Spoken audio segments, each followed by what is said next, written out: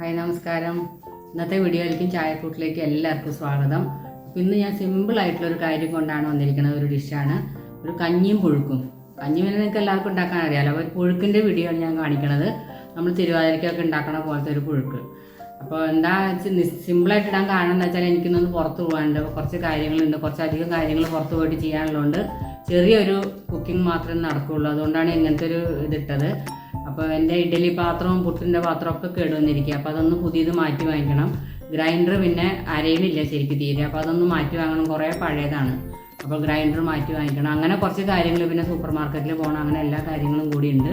അതുകൊണ്ട് ഇന്ന് ചെറിയൊരു കുക്കിങ്ങിൻ്റെ വീഡിയോയേ ഉള്ളൂ. അപ്പോൾ നമുക്ക് കുക്കിങ്ങിലേക്ക് പോവാം. പുഴുക്കുണ്ടാക്കാനായിട്ട് ഞാൻ എടുക്കുന്ന സാധനങ്ങൾ ഇതൊക്കെയാണ്. എൻ്റെ കയ്യിൽ ഇത്രയേ ഉള്ളൂ. എന്തൊക്കെ പച്ചക്കറികൾ വേണമെങ്കിലും നമുക്ക് കിഴങ്ങ് വർഗ്ഗങ്ങൾ എന്ത് വേണമെങ്കിലും ഈ പുഴുക്കിൽ ചേർക്കാവുന്നതാണ്. അപ്പോൾ എൻ്റെ കയ്യിൽ കിഴങ്ങ് എന്ന് പറയാനിപ്പോൾ ചേന മാത്രമേ ഉള്ളൂ. പിന്നെ മത്തൻ, ഒരു കഷ്ണ ഇളവൻ, കായ, പിന്നെ വൻപയർ, ഇത്രയും കൂടി ചേർത്തിട്ടാണ് ഞാൻ പുഴുക്കുണ്ടാക്കണത്. എട്ടങ്ങാടി എന്നൊക്കെ പറഞ്ഞ പുഴുക്കുണ്ട്, അത് തിരുവാതിരയ്ക്ക് ഉണ്ടാക്കണത്. അതിൽ 8 തരം കിഴങ്ങുകളൊക്കെ ചേർക്കണം. അപ്പോൾ ഇത്രയൊന്നും എൻ്റെ കയ്യിലില്ല. ഇപ്പോൾ തൽക്കാലം ഉള്ളത് കൊണ്ട് ഞാൻ ഒരു പുഴുക്ക് പോലെ ഉണ്ടാക്കുകയാണ്. അപ്പോൾ ഇതെങ്ങനെയാണ് ഉണ്ടാക്കുകയെന്ന് വലിയ കഷ്ണങ്ങളായിട്ട് മുറിച്ചതിൻ്റെ ശേഷം ഞാൻ കാണിച്ചു തരാം. അപ്പോൾ ഈ കഷ്ണങ്ങളൊക്കെ നുറുക്കി വെച്ചിട്ടുണ്ട്. എല്ലാം ഏകദേശം ഒരേ വലുപ്പത്തിലുള്ള കഷ്ണങ്ങളാക്കി മുറിച്ച് വെച്ചിട്ടുണ്ട്. പിന്നെ ഒരു 2 പിടി മമ്പയർ ഉണ്ടാവും. ഇത് വൻപയർ, വെള്ളപ്പയർ എന്ന് പറയും തൃശ്ശൂർ ഭാഗത്തൊക്കെ, വൻപയർ എന്ന് പറയും, മമ്പയർ എന്ന് പറയും. അതെന്തായാലും അത്. അപ്പോൾ അത് 2 പിടി ഞാൻ കഴുകി വെച്ചിട്ടുണ്ട്. ഇത് രണ്ടും കഴുകി കൊണ്ടുവന്നിട്ടുണ്ട്. ഇനി നമ്മൾ കുക്കറിലാണ് ഇത് രണ്ടും കൂടി വേവിക്കണത്. അതെങ്ങനെയാണെന്നുള്ളത് ഞാൻ കാണിച്ചു തരാം. നമ്മൾ അടുത്ത് വെച്ചിട്ടൊരു കുക്കർ വെച്ചിട്ടുണ്ട്. നമ്മൾ കഴുകി വെച്ചിരിക്കുന്ന വൻപയർ ഇട്ട് കൊടുക്കാം. കല്ലൊക്കെ ഉണ്ടെങ്കിൽ അത് നോക്കിയിട്ട് വേണം ഇട്ട് കൊടുക്കാം കേട്ടോ. കല്ലൊക്കെ മാറ്റിയിട്ട് വേണം. ഇതിൻ്റെ കൂടെ പച്ചക്കറി ഇടാം.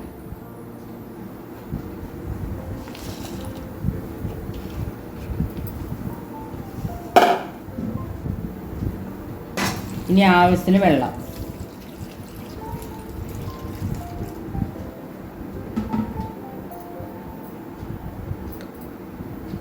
ഇനി കഷ്ണത്തിലേക്കും പയറിലേക്കും ആവശ്യമുള്ള മഞ്ഞൾപ്പൊടി, കുറച്ച് മുളക് പൊടി, ബാക്കി നമ്മൾ തേങ്ങയുടെ കൂടെ അരയ്ക്കും.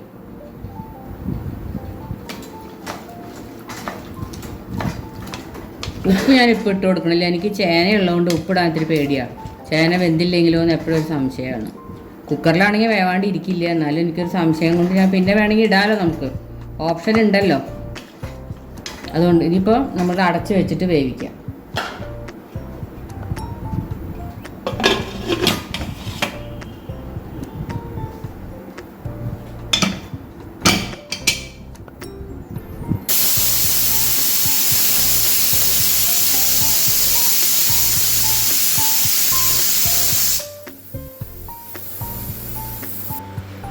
നമുക്കിത് അരയ്ക്കാൻ വേണ്ടത് കുറച്ച് തേങ്ങ, ആ പച്ചക്കറി ആ കഷ്ണത്തിനും പയറിനും കൂടിയുള്ള തേങ്ങ നിങ്ങൾക്ക് ഇഷ്ടം പോലെ എടുക്കാം. പിന്നെ കുറച്ച് മുളക് പൊടി, നിങ്ങൾക്ക് എരിവിന് ആവശ്യമുള്ള മുളക് പൊടി കുറച്ച് നമ്മൾ അതിൽ ഇട്ടിട്ടുണ്ട്. വേവിക്കുമ്പോൾ പോരാത്തത് ഇട്ട് കൊടുക്കുക. ഇത് മാത്രമേ അരയ്ക്കാവൂ. പിന്നെ ഞാൻ പറഞ്ഞിരുന്നല്ലോ, ഞാൻ തേങ്ങ അരയ്ക്കുമ്പോൾ എപ്പോഴും 2 കരിവേപ്പില അരയ്ക്കും. ഇത് 3ഉം കൂടി വല്ലാണ്ട് അരയാൻ പാടില്ല, എന്നാൽ അരയും വേണം. അതുപോലെ ആക്കി എടുക്കണം.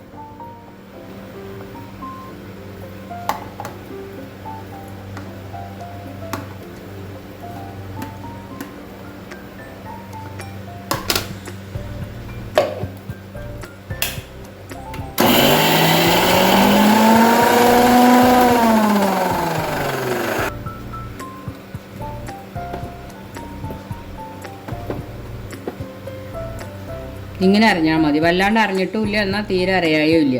ഇതുപോലെ അരച്ചെടുക്കണം. ഇനി നമുക്ക് കുക്കറൊന്ന് തുറന്ന് നോക്കാം.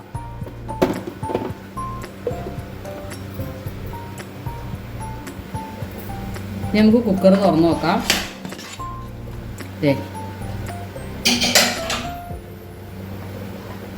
എല്ലാം നന്നായിട്ട് വെന്തിട്ടുണ്ട്. പയറൊക്കെ ഞാൻ ഇപ്പോൾ 4 വിസിലാണ് വെച്ചിരിക്കണേ. ഉണ്ട്, പയറൊക്കെ നല്ലോണം വെന്തിട്ടുണ്ട്. 4 വിസിൽ വെച്ചിട്ടുണ്ടായിരുന്നു. പയർ കുതിർത്ത പയറൊന്നുമല്ല, ഞാൻ അന്നേരം കഴുകിയിട്ടിട്ടേ ഉള്ളൂ. അപ്പോൾ കുതിർക്കുകയാണെങ്കിൽ നിങ്ങൾ വിസിൽ കുറച്ച് വെച്ചാൽ മതി. പച്ചക്കറിക്കൊക്കെ അത്ര വേവല്ലേ ഉള്ളൂ. ഞാൻ ഈ പയർ വേവാൻ വേണ്ടിയാണ് 4 വിസിൽ വെച്ചത്. കുതിർത്ത പയറാണെങ്കിൽ നിങ്ങൾ ഇത്രയും വിസിൽ വെക്കേണ്ട 2 വിസിൽ വെച്ചാൽ മതിയാവും. ഇനി നമുക്ക് അടുപ്പ് ഒന്നുകൂടി കത്തിച്ചു കൊടുക്കാം.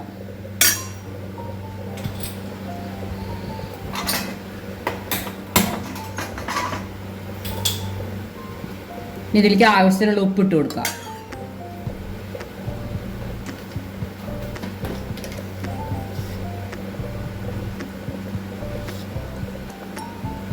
ഇനി തേങ്ങ ചേർത്തിട്ട് നമുക്ക് ബാക്കിയുള്ളത് വേണമെങ്കിൽ പിന്നെ ഇട്ട് കൊടുക്കാം. ഇത് അധികം വെള്ളം ആവണ്ട കേട്ടോ, കുഴഞ്ഞൊരു പരുവത്തിലാണ് പുഴുക്ക് വേണ്ടത്. അപ്പോൾ നമുക്ക് കട്ടൻ ചായയുടെ കൂടെയോ കട്ടൻ കാപ്പിയുടെ കൂടെയോ വെറുതെ സ്പൂൺ കൊണ്ട് കോരി കഴിക്കാനും നല്ല ടേസ്റ്റ് അത്. ചോറിൻ്റെ കൂടെ ഒരു ചമ്മന്തിയോ ഒരു അച്ചാറോ ഉണ്ടെങ്കിൽ. എൻ്റെ ക്യാമറയ്ക്ക് എന്തോ പറ്റിപ്പോയിരുന്നു, അതാണ് ഇത്തിരി ഡിലേ ആയത്. നമ്മൾ ഉപ്പിട്ട് കൊടുത്തിട്ടുണ്ട്.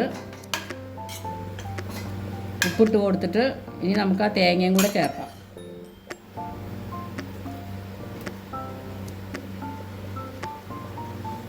പിന്നെ മിക്സിയിലുണ്ടായിരുന്ന തേങ്ങയും കൂടി നമ്മൾ വെള്ളം ഒഴിച്ചിട്ട് കുറച്ച് വെള്ളം,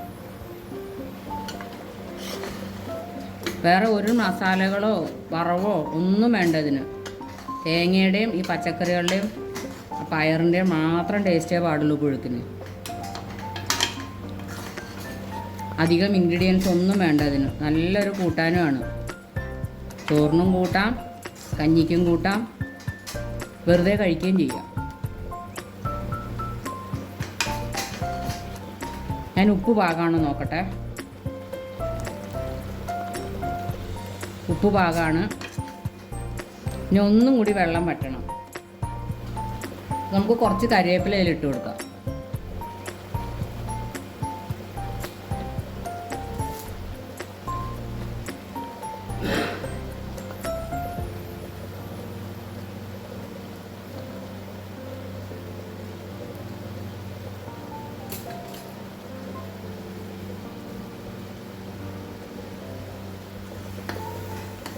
ഇപ്പോൾ വെള്ളവും വറ്റിയിട്ടുണ്ട്. നമുക്കിനി അടുപ്പ് ഓഫ് ചെയ്യാം. ഇനി കുറച്ച് പച്ച വെളിച്ചെണ്ണ അതിൻ്റെ മുകളിലേക്ക് ഒഴിച്ചു കൊടുക്കുക.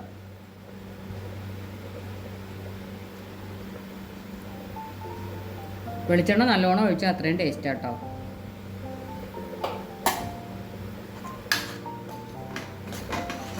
നല്ലൊരു പുഴുക്ക് റെഡി ആയിട്ടുണ്ട്.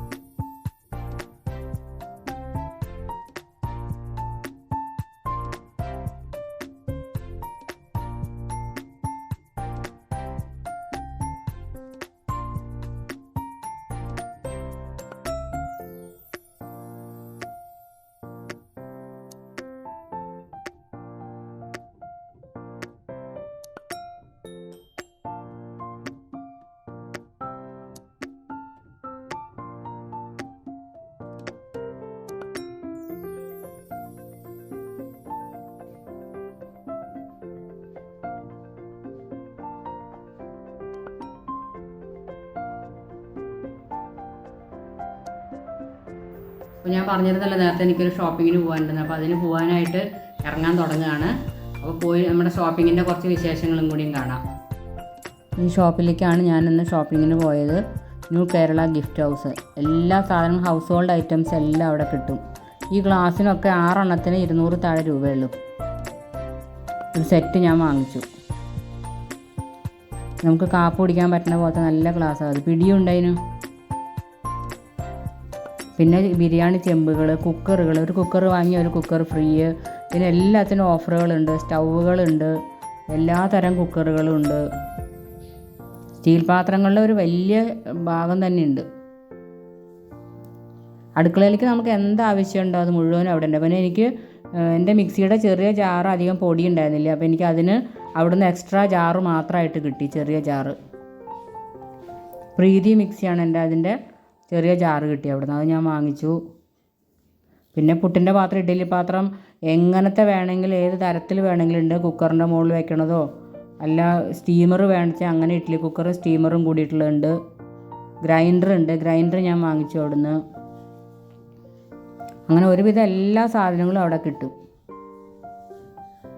ജയലക്ഷ്മി സിൽക്സിൻ്റെ തൃശ്ശൂർ ജയലക്ഷ്മി സിൽക്സിൻ്റെ ഓപ്പോസിറ്റാണ് ഈ കട. അവിടെയാണ് ഞാനിന്ന് പോയത്. നല്ല സപ്പോർട്ടീവാണ് കേട്ടോ അവിടുത്തെ സ്റ്റാഫായാലും എല്ലാവരും നല്ല സപ്പോർട്ടാണ്. നമ്മുടെ കൂടെ നടന്ന് ക്ഷമയോടെ എല്ലാ സാധനങ്ങളും എടുത്ത് കാണിച്ചു തരും. നമുക്ക് അറിയാത്ത സാധനങ്ങളും കൂടി അവർ പറയുമ്പോഴാണ് നമ്മൾ അവിടെ ഉണ്ടെന്ന് മനസ്സിലാക്കുക. ചിലപ്പോൾ നമുക്ക് ആവശ്യമുള്ള സാധനമായിരിക്കും. അങ്ങനെ ഞാൻ 3-4 സാധനങ്ങൾ ഞാൻ അവിടെ നിന്ന് മേടിച്ചു.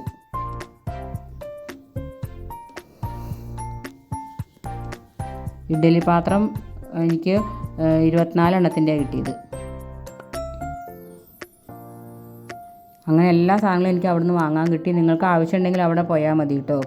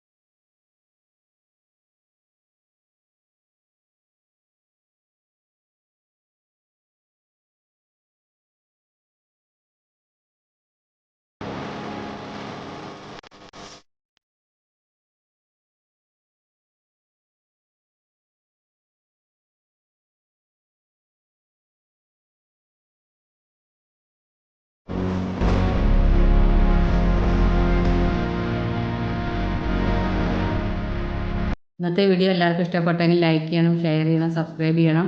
പുഴുക്ക് എല്ലാവർക്കും ഉണ്ടാക്കി നോക്കാൻ പറ്റുന്നൊരു സംഭവമാണ്. അറിയാത്തവർക്ക് വേണ്ടിയാണ് അങ്ങനെയൊക്കെ കാണിക്കുന്നത്. അപ്പോൾ എല്ലാവരും ഉണ്ടാക്കി നോക്കണം. അപ്പോൾ അടുത്തൊരു വീഡിയോ ആയിട്ട് വരണ വരെ ബൈ.